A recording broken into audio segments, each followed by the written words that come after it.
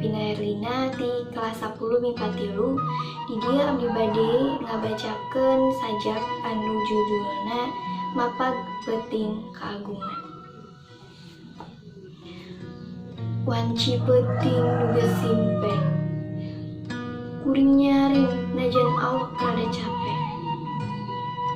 Dumeh hayang sugan jeung sugan, panggih peuting kaagungan 1000 bulan. Kuring bungah anu taya bebandingna,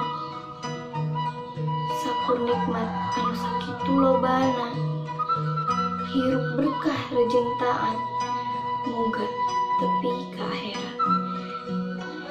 Peuting ieu muga jadi panghampura tina sagala dosa, jadi pangraksa tina seuneu neraka.